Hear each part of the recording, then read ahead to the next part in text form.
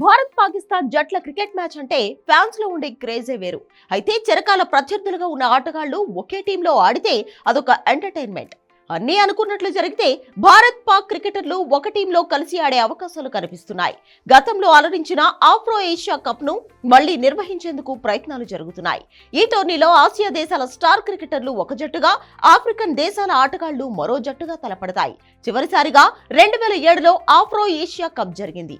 50 ఓవర్ల ఫార్మాట్ లో జరిగిన సిరీస్ ను అప్పుడు ఆసియా 11 కైవసం చేసుకుంది. ధోని, సెహ్వాగ్, జయసూర్య, తరంగ, మహ్మద్ యూసఫ్ వంటి ప్లేయర్స్ అందరూ ఆడారు.